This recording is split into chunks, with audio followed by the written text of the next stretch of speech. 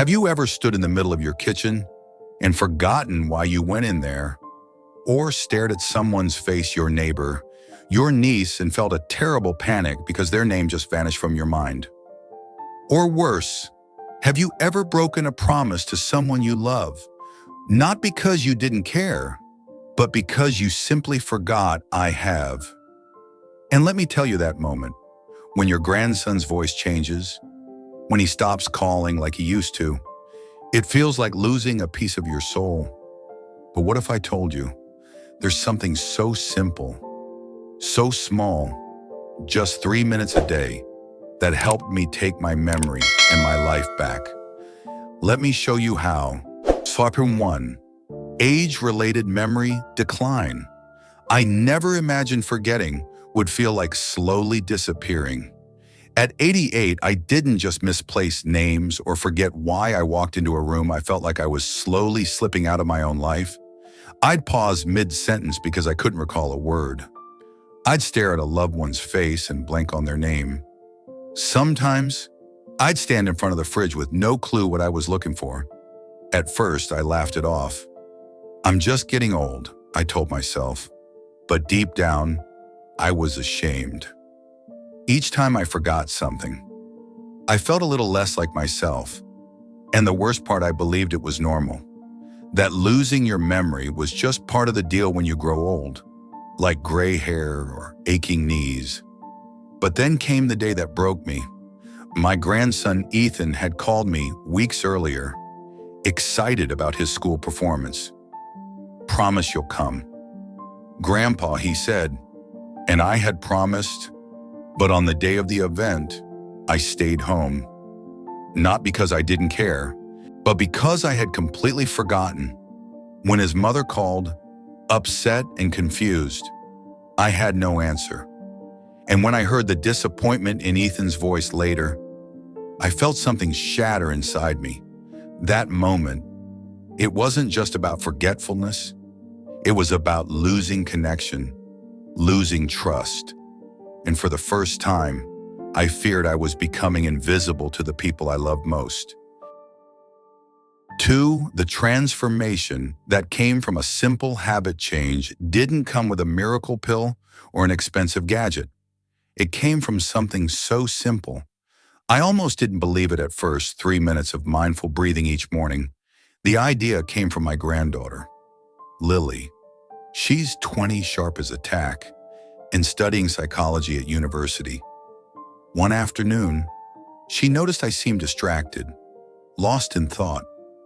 I told her, half joking, "Sometimes I walk into a room and forget why I'm there." She didn't laugh. Instead, she said gently, "Grandpa, maybe your brain just needs a pause. Just 3 minutes a day. It's called mindful attention." She explained it simply: no yoga mats, no mantras, no apps. Just sit in a quiet place, feet on the ground, back straight. Breathe in slowly through your nose. Breathe out through your mouth. Focus on the breath. If your thoughts drift, bring them back. Visualize a calm, clear space like a lake in the morning or sunlight through trees. At first, I did it out of love for her. Not because I thought it would work, but after a week, something started to shift. I wasn't magically sharp again, but I felt more grounded, less foggy. I began noticing small details again: the sound of birds outside, the warmth of my coffee mug, the way my wife hummed while washing dishes. That little 3-minute pause wasn't just a break. It was a bridge back to myself, back to the present, and maybe, just maybe, to the memories I thought were gone for good. Chapter 101, the power of mindful breathing. At first, I thought it was just a lucky day. I remembered the name of my new neighbor. I walked into the kitchen and didn't forget why. For once, I didn't need to write down my grocery list, but it kept happening, again and again. And that's when I realized it wasn't luck. It was the result of a habit so simple, I almost ignored it. 3 minutes of mindful breathing each morning. You see, When we breathe slowly and deeply, something powerful happens. Our brain gets more oxygen, and when the brain is well fed, the neurons, the little messengers in our head, start firing more clearly. It's like fog lifting from a window.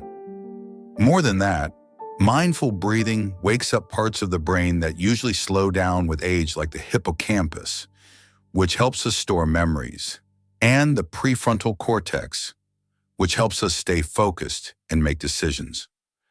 These parts don't die, they just need a little attention. After 2 or 3 weeks, I started to notice real changes.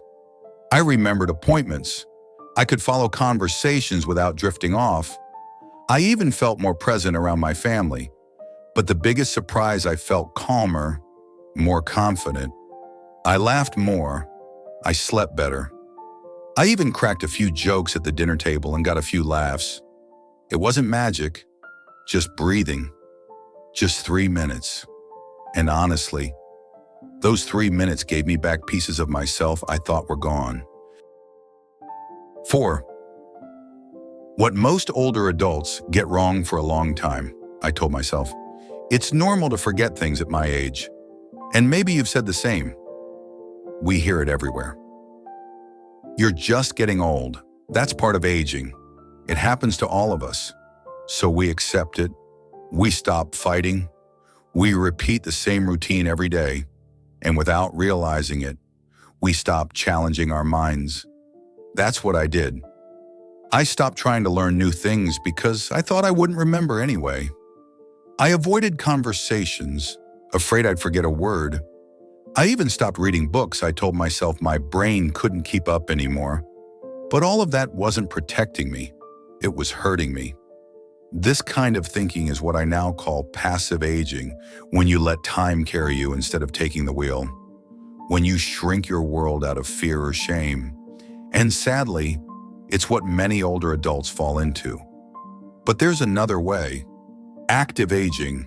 It doesn't mean running marathons. It means staying curious, asking questions, engaging with others, learning something new, even something small. The brain needs stimulation. It needs surprises, laughter, and purpose. Once I stopped believing this is just how it is, everything changed. Because aging isn't the end of your story. It's the part where you decide whether to fade quietly or keep turning the pages. 5. How to stick to the habit without giving up. I know what you're thinking. This all sounds nice, but how do I actually stick with it? I've asked myself the same question. The answer: keep it simple. Don't overthink it. Just find a moment of quiet. Morning is best. Right after you wake up. Before checking your phone. Before the world rushes in. Sit down. Breathe. 3 minutes. That's all. If mornings are tough, do it before bed. It'll calm your thoughts and help you sleep better. Some days I do both morning and night, but even once a day is enough, as long as you're consistent. Here's a trick that helped me tie the habit to something you already do. I do it right after brushing my teeth. Now, the two actions feel linked, like one can't happen without the other. You can also write a reminder and put it where you'll see it on your mirror, the fridge, or next to your coffee mug. Set a gentle alarm that says, 3 minutes for you. But here's the most important part. If you miss a day, don't quit, don't feel guilty. Just start again the next morning like nothing happened. Because this habit isn't about perfection. It's about showing up for yourself again and again. 3 minutes. Every day. That's where the real change begins. 6. Real stories from others who tried. I wasn't the only one who gave this habit a chance. After I began to notice real changes in myself, I couldn't keep it to myself. So I started telling friends at the community center, neighbors at the park, even people waiting with me at the pharmacy. Some listened politely and moved on. But a few tried it, and what happened was beautiful.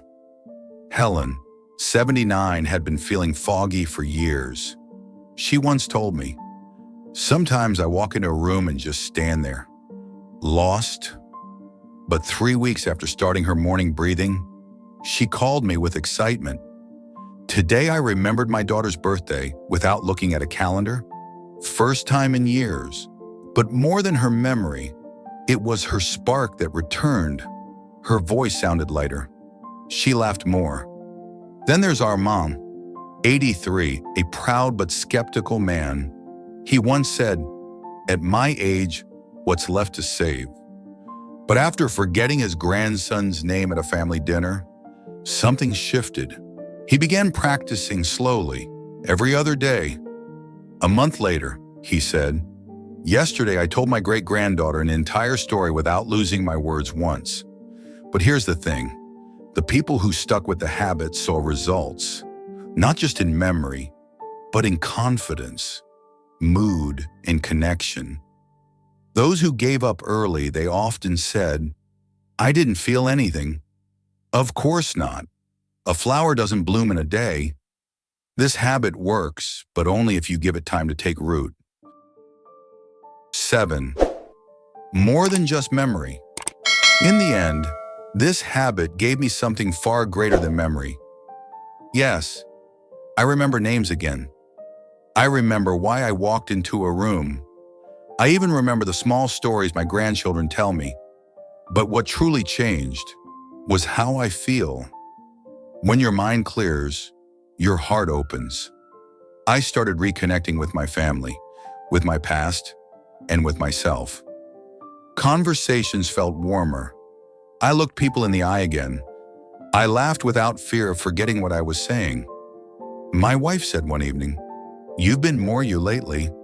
And I smiled because I felt it too. When an older person becomes sharper, more present, it doesn't just change their world, it changes the world of everyone around them. Family feels more at ease. Grandchildren open up. Loved ones draw closer. Clarity is contagious. That's why I believe this little habit is worth more than gold. Because it's not just about remembering dates or names. It's about remembering who you are and making space for joy again. And all it takes is 3 quiet minutes a day. So if you've made it this far, I have one request: try it for 7 days. Give your mind a breath of fresh air, then come back and tell me what changed. Maybe your story will help someone else feel less forgotten. Because the truth is simple. Even after everything, you're still here, and it's never too late to remember again.